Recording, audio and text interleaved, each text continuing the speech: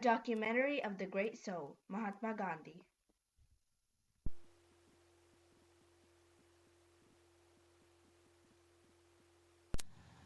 Mohandas Karamchand Gandhi, more popularly known as Mahatma Gandhi, was an amazing man that became the father of India in the 1900s. We know he was a revolutionary leader who helped make India an independent country, but what was the rest of his life about? What was he like in his early years? What were his inner beliefs? Let us go deeper into the life of this far-fetched man and rediscover him as a person.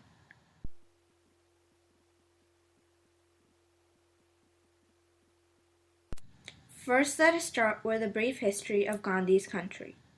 India was home to one of the earliest civilizations in the world, the Indus Valley Civilization. It came in around 3000 BC, more than 5,000 years ago. This very highly developed society had a written language, Sanskrit, and sophisticated water systems with baths and toilets inside the houses. One could say they were as developed as the Roman Empire had been, yet they were more than 2,000 years older. Then, in 1500 BC, new settlers called Aryans moved in from the north. The Aryans farmed, wrote Sanskrit, and also introduced the caste system. This system has 5 ranks. Highest to lowest, Brahmins, which are priests, Kshatriyas, which are soldiers, Vaishya, which are merchants, Shudra, which are workers, and Achut, which are untouchables. Alexander the Great's armies swept through India, but could not conquer the country. The first time India was brought together was under King Chandragupta Maurya, who founded the Maurya dynasty. When the Maurya dynasty ended, India was broken into bits and pieces again. Then Babur, a Muslim monarch, brought India together again by founding the Mughal Empire. His great-great-great-grandson Aurangzeb and his successors brought the empire to destruction again. The Mughal Empire and the Maurya dynasty were known as the Golden Ages of India. By this time, the British had already been tyranning around in India. They had first arrived when the Mughal Emperor, Jahangir, Babur's great-grandson, was ruling. They had originally come because of the money they would make from the spice market, but then they decided to conquer India, so in a way they had tricked the Indians.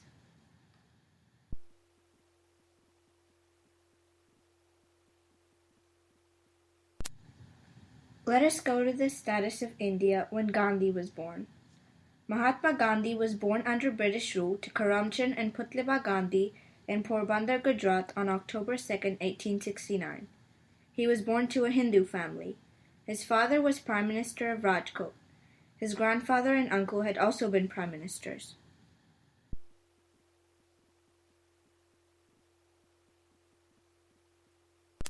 Although Gandhi had been with his father when he was on the brink of dying, he had been away when Karamchand died. Later, when his first son died at young age, Gandhi took this as a punishment for not being present at his father's death. Gandhi loved his mother very dearly, so he was depressed when she passed away. He was not present at her death either, but that was because he had gone to London for his studies. He only received the news when he finally returned from his education in England.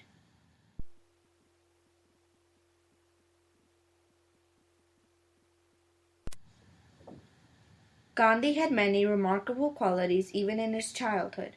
One of the many was honesty.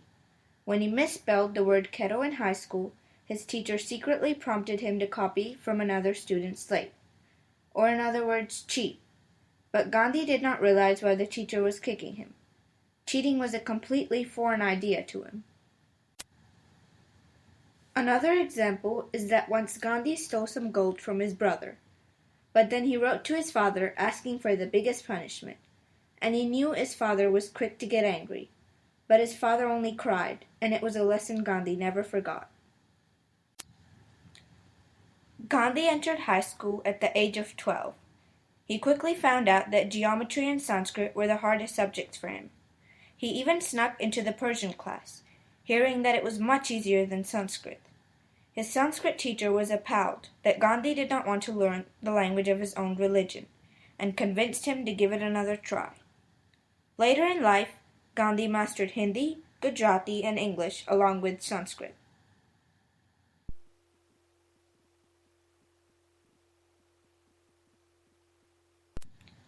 Gandhi made a few good friends at high school, one of which was a strong, healthy, and athletic boy named Sheikh Mehtab. Now eating meat was a great taboo for Gandhi's family. But when Sheikh, who ate meat, convinced him by telling him good things about eating meat, Gandhi finally gave in. Soon he realized that he had broken the family belief and had lied to the family under pressure. He was very sorry and vowed to never eat meat in his life.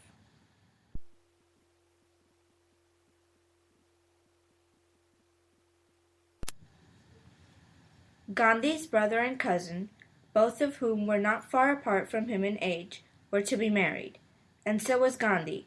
But age 13 is a very young age to marry. Still, it would be less expensive, so all three of the weddings were to take place together. He was married to a woman called Kasturba, who was soon to become one of his many devoted followers.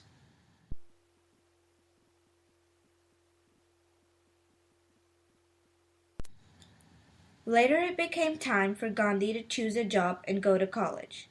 In India, you had to choose what job you were going to do and then go to the college for that job. Gandhi's family hoped he would become Prime Minister of Rajkot like his father was, but a family advisor recommended that Gandhi should go to England to become a barrister or lawyer instead. His mother felt uneasy about letting her son go because she was worried he would get influenced by their ways. To solve this matter, Gandhi took a vow before a monk that he would not touch wine, woman, or meat in England, and he did not. Life was hard for Gandhi in England because of the vow he had made, as all the vegetarian foods were very bland compared to what he usually ate. Another thing that made it problematical was that although he had grown up with British ruling, he didn't have much association with them, so he started wasting his money on items that would help him fit in better, like taking dance classes. But then he realized that he was only going to live in England for a few years, not for his whole life, so he decided to start leading a simpler life, and he found out he actually enjoyed it. He also started learning more about his own beliefs, as well as other faiths. He read a book called A Plea for Vegetarianism by Henry Stephen Salt. Gandhi then joined the Vegetarian Society, which was also founded by Mr. Salt. Gandhi designed the logo later in life. He also became acquainted with a group called the Theosophists, who studied religions and tried to find a connection between them. Gandhi learned many things from them.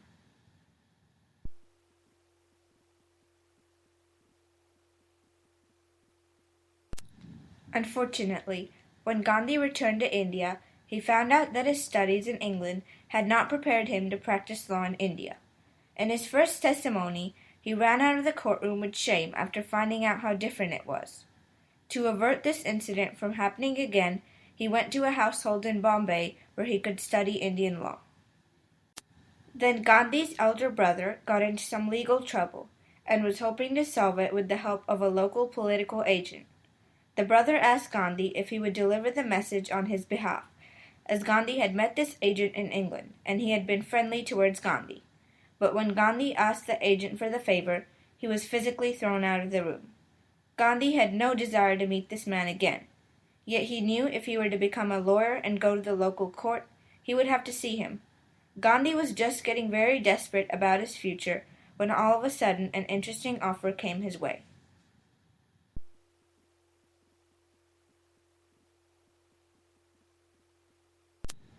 Gandhi's desperation quickly turned into anticipation, for he had just received a job offer from a well-placed law firm which had a big case in South Africa. Gandhi had just had a child, so he would normally have been reluctant to go right now, but this was a very good offer, so he took the opportunity, even though it meant staying in South Africa for a year. When Gandhi's ship reached Durban, in the state of Natal, Abdullah Sheth, A representative of the law firm was there to welcome him. But as soon as Gandhi arrived, it was clear to him that Indians were subjugated. They were called coolies. When Gandhi entered the court, he could already sense the disapproval of the white Englishman. The magistrate then asked him to remove his turban, and he got angry. Gandhi walked out of the court and afterwards wrote to the newspaper defending the wearing of turbans in court. It was the first of the many times Gandhi would use the press to promote his views. After a short stay in Durban, Gandhi was sent to Pretoria to meet the law firm's other lawyers. He purchased a first-class ticket. When a white passenger boarded in first class, he was uncomfortable about sharing a compartment with an Indian, so he called the railway officials to deal with the matter. The officials told him to go to third class, but Gandhi argued that he had a first-class ticket, so they pushed him out of the train. Shivering in the cold, he contemplated whether to return miserably to India or to continue with his work. He decided to continue, but he took a vow that in doing so he would fight the unfair racism that was completely based on color, and only one color. Gandhi took another train to Pretoria, and then he booked a ticket to Johannesburg. His ticket got cancelled though, and he knew why. Only white passengers were on the coach. He finally reached Johannesburg by sitting on a box outside with the coachman. Gandhi stayed in Pretoria for a year, taught him lots of things about racism. Then it was time for him to return to India. But just at that time, a new racist law was published. This law would deprive Indians of the right to have a representative in the local government.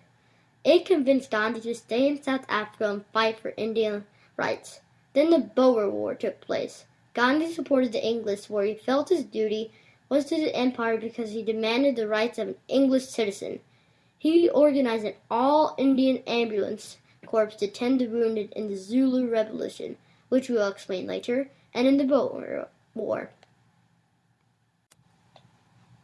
Gandhi believed that people who performed their own tasks rather than depending on others for help would be more successful in life's challenges. He wanted to set an example for Indians in South Africa, so even though he had enough money for servants to do everything for him, he learned to wash and iron his own clothes and cut his own hair. When Gandhi's wife Kasturba gave birth to a third child, Ramdas, Gandhi assisted with the delivery.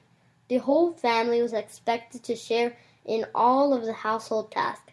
Kasturba was unhappy at having to do the work that Untouchables would do back home in India, but in the end she agreed with her husband's principles.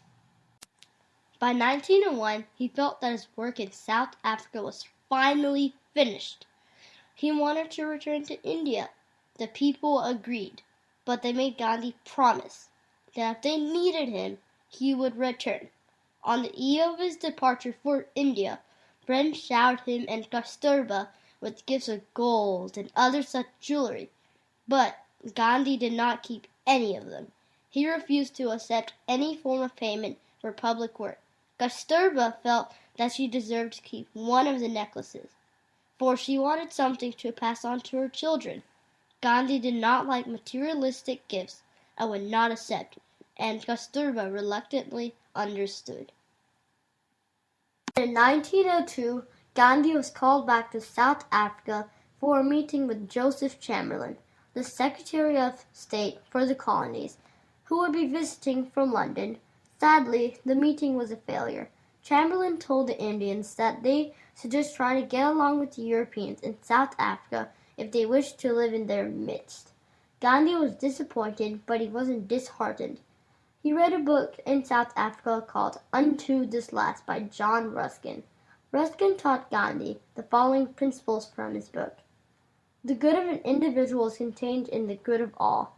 A lawyer's work is the same value as a barber's, as everybody has the same right of earning their livelihood from their work. A life of labor, the life of a handicraftsman, is a life worth living. True wealth does not lie in the amount of money one has. Richness comes from peace, not power. Inspired by Ruskin, Gandhi bought a farm outside Durban, South Africa. His place became the first spiritual community, or ashram, that Gandhi started. Soon, however, Gandhi's simple, peaceful life was interrupted by the 1906 Zulu Rebellion, a series of violent skirmishes between British authorities and native Zulu population. As in the Boer War, Gandhi had no bitter feelings towards the Zulus, but as a loyal subject of the British Empire, he again volunteered to form an Indian ambulance corps to help the wounded. However, once Gandhi arrived at the scene of the so-called rebellion, he found out there was no rebellion at all. The only problem was that a Zulu chief had advised his tribe against paying a new tax, and when the tax collector arrived, the chief killed him. The British had now set out to punish the Zulus for this. Gandhi sympathized with the plight of the Zulus. He was glad that the corps had been instructed to tend the Zulus. This incident made Gandhi ponder over all the principles guiding his life: nonviolence, truth, community service, and self-realization. Gandhi decided to take the vow of brahmacharya, the control of the senses and self-restraint from material and physical pleasures. He also pledged to nonviolence, or ahimsa. Gandhi's philosophy of nonviolence was based on truth and firm devotion to a fair cause. His cousin Maganlal developed just the right name for this movement, Satyagraha. This word represented one of Gandhi's greatest qualities, honesty, because it meant firmness of truth.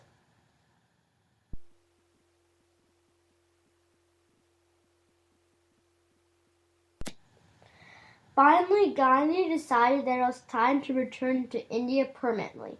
When he returned, he went straight to his political mentor, Gopal Gokhale. Gokhale told Gandhi to take some time to reconnect with India.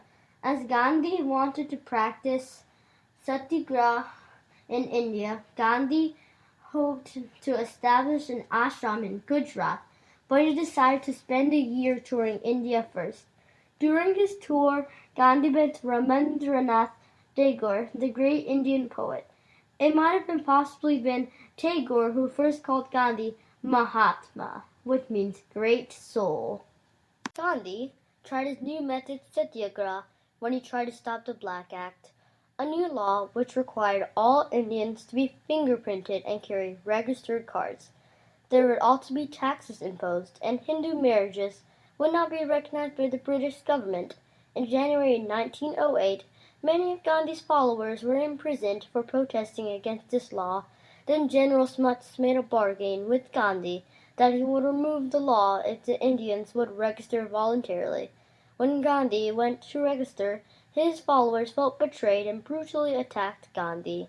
Later, they were victims of a broken promise when General Smuts went back on his word, so Gandhi's good intentions were in vain. With the help of people from his South Africa ashram, Gandhi founded the Satyagraha ashram in Ahmedabad, Gujarat in May 1915. The main occupation in this ashram would be producing hand-woven cloth. Gandhi believed that all who wanted to join the community could join, but this was too much for the residents of higher caste. They could not bear drinking from the same water as untouchables. But Gandhi insisted. No one listened, though. This made the merchants who were raising money for the ashram stop doing so. Kasturba also protested, but Gandhi finally got his way, and miraculously an anonymous donor provided enough money to see the ashram through another year. In 1916, the Mahatma attended a meeting of the Indian National Congress. In the meeting, he was approached for help by a farmer who worked on an indigo plantation. He made his money by selling the indigo he grew at a fixed price. Since cheaper dyes had come out, the indigo industry had begun to wane. Now less people were buying the indigo, but the farmers were selling it at the same fixed price. So Gandhi went and talked to the Planters Association. The Mahatma was presented to the magistrate. He was charged for coming between the landlords and their tenants, but they dismissed him. Back in Ahmedabad, the workers in the textile mills were involved in a dispute with the owners of the mills. When a promise to the workers was not fulfilled, Gandhi fasted. Of course, the whole country was concerned for his health, and so the mill owners gave in. Fasting thus became an effective tool of Gandhi's satyagraha of peace. Then a new law passed in India, the Rowlatt Act. This law threatened the basic civil rights of anybody participating in political activity against the British government. Other Indian leaders joined Gandhi in opposing the Rowlatt Act. Gandhi suggested holding a strike to protest the passage of the Rowlatt Act on March 30th, 1919. The strike would be a peaceful one with prayer and fasting. No one would work or go to school. But then Gandhi postponed the strike to April 6, 1919. Unfortunately, New Delhi did not hear about the postponement. A peaceful protest began here on March 30th. Later, after the strike did start, Gandhi found that it was causing too many riots, so he canceled the strike. But word of the cancellation came too late for the town of Amritsar in the state of Punjab. There, General Reginald Dyer took control of the city and proclaimed it unlawful to hold public meetings. On April 13th, thousands of Indians, many of whom were unaware of Dyer's order, gathered in Jallianwala Bagh, the main square, to peacefully protest. Dyer thought that his authority was being challenged. He headed for Jallianwala Bagh and without any warning shot the masses of Indians. Within no more than 10 minutes, more than 1,600 bullets killed 379 people and wounded 1,200. This incident made many Indians who once thought of themselves as loyal subjects to the empire change their hearts forever. Deeper revolution. For a long time, India had been at the mercy of British textile mills for cloth, but India had its own cotton spinning and cotton weaving traditions. If people learned to weave and spin again, they would not have to get cloth from the British. Gandhi and his followers began burning their British and other foreign cloths and only wearing Indian cloth. Gandhi tried to start peaceful protests, but many of them ended up in riots between British officials and the Indians. Finally, the British felt that they could put Gandhi behind bars without bloodshed. Gandhi pleaded guilty and told the court that he should have known the consequences of every one of his acts. The judge addressed Gandhi respectfully, but said that he had to do his job. He sentenced Gandhi to 6 years of prison, but then Gandhi suffered a disease in prison, and when he finally recovered, the British knew it would be wise to release him, for if he died in prison, it would surely provoke a huge riot. Meanwhile, Hindus and Muslims in India had grown apart. Gandhi fasted for 21 days because he knew that everybody cared for him, and he wanted to teach them a great lesson about tolerance. Even if it nearly killed him, his lesson was successful.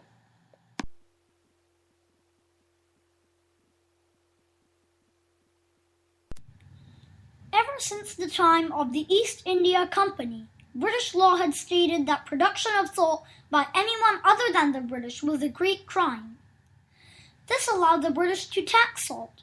Gandhi sent a letter to the Viceroy that taxing salt was a very cruel deed. The Viceroy sent back a negative reply, so Gandhi set out on a mission to produce salt with his followers, that later became famously known as the Dandi March. At dawn at April 6, 1930, Gandhi produced salt by filling brass pots with salt water, which then evaporated to leave salt behind. This simple act had broken the law. On May 4th, about midnight, Gandhi was awoken by the police, arrested, and taken to jail without a trial. So were many of Gandhi's followers who participated in the Dandi March.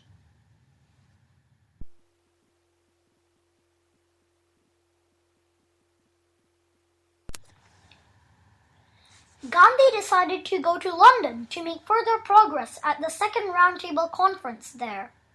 He visited King George V at Buckingham Palace. Everybody greeted him affectionately in London, even the mill workers who had lost their jobs when Gandhi decided to produce hand-woven cloth instead of buying cloth from the British.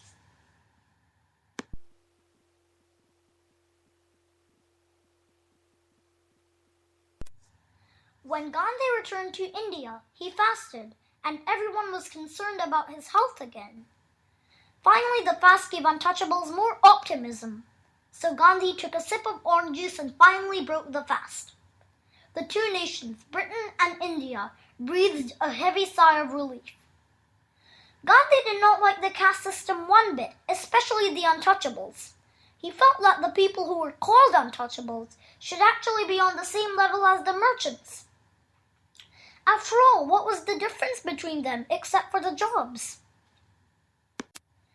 After the fast, the Mahatma founded a newspaper named Harijan, meaning Children of God, which was the term he used for Untouchables. He also asked upper-class people, in other words, merchants, soldiers, and monks, to change their way of thinking about Untouchables. Because of his way of thinking, Gandhi was starting to become unpopular. A bomb was thrown at his procession of cars, but thankfully, his car was spared. Gandhi was unworried. Around this time, Gandhi discharged his work at the Indian National Congress and moved to the Sevagram ashram.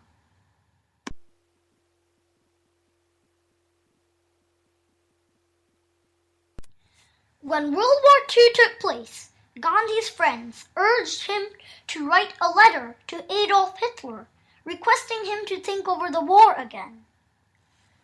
The Mahatma wrote, "It is quite clear that you are today the one person in the world who can prevent a war which may reduce humanity to the savage state." He also said later, if there could ever be a justified war, in the name of and for humanity, war against Germany would be completely justified. But Hitler sent back a negative reply to Gandhi's letter. So Gandhi suggested to the Allies that Jews practice satyagraha and that the British let Hitler take over UK. He didn't seem to grasp the German dictator's frightening intentions. When the British went to war, they brought India with them, without consulting the Indian National Congress. Gandhi opposed India's involvement in the war at all costs.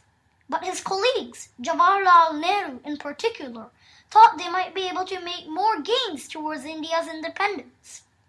In addition to that, if the Japanese, who were part of the Axis team, Hitler's side, and were close to India, attacked India, India might need Britain's help to fight it off. The Congress wanted to make a deal with Britain. In return for India's participation in the war, Britain would grant India independence at the end of the war. But Prime Minister Winston Churchill would not hear of it. With the Japanese threat growing stronger, Churchill sent a representative known as Sir Stafford Cripps to India to make an offer. Cripps was a personal friend of Nehru's and sympathized with the Indian cause for independence. Cripps' offer to the Congress was that in exchange for India's participation in the war, India could have dominion status when the war ended. Additionally, India's provinces, princely states, and minorities could, if they desired to, have separate settlement agreements with the British and could withdraw from the British Commonwealth. Cripps' offer was unacceptable to Gandhi and the Congress. If his plan were put into action, India could be split into many parts. Each part could have its own government and act like a separate country. Congress could not accept a proposal that left India divided and feeble. There wasn't going to be any agreement.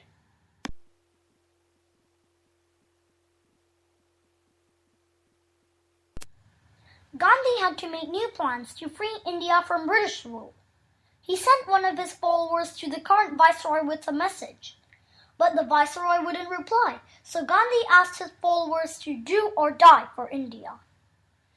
The slogan of Gandhi's new campaign was "Quit India."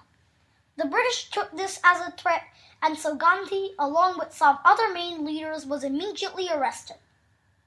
Back in England, Prime Minister Winston Churchill told the Viceroy to let Gandhi starve in prison if need be. But other British officials knew the dreadful consequences of Gandhi dying in British captivity. A terrible riot would break out. While Gandhi was in jail, his secretary, Mahatma Desai, died of a heart attack. Mahatma Desai was extremely loyal to the Mahatma and often read his mind. He also kept the press informed of Gandhi's thoughts and actions.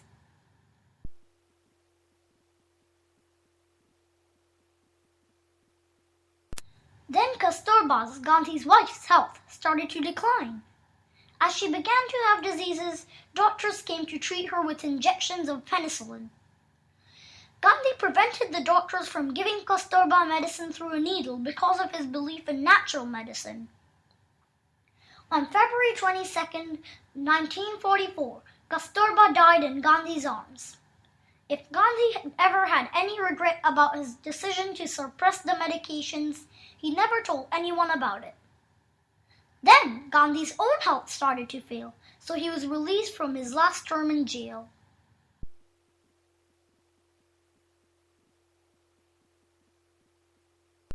When Clement Attlee replaced Winston Churchill as Prime Minister of Britain, he made Lord Louis Mountbatten the last Viceroy. Mountbatten said that he would accept the position of Viceroy, but a definite date for India to be granted independence had to be set. The date was August 15, 1947.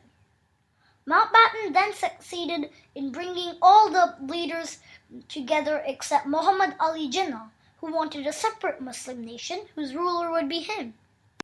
Gandhi could do nothing about it, and on August 15, 1947, his very dear land was divided into two countries. Gandhi had long anticipated the moment when the reign of the British would end, but he did not intend the celebration in New Delhi this day.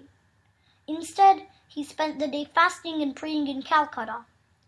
Later, Gandhi visited places where the unity between Hindus and Muslims had dissolved and tried to reverse it. He even fasted for 5 days, but then people came to assure him that the unfriendliness would end.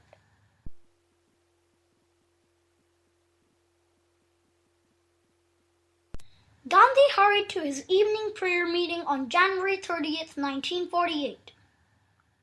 Many people tried to come forward to touch the feet of the man they worshipped, but one man forced his way past the others. As he kneeled towards the Mahatma, Nathuram Godse aimed a semi-automatic pistol at his heart and pulled back the trigger, uttering Hey Ram, meaning O God. The father of India fell back and passed into eternity.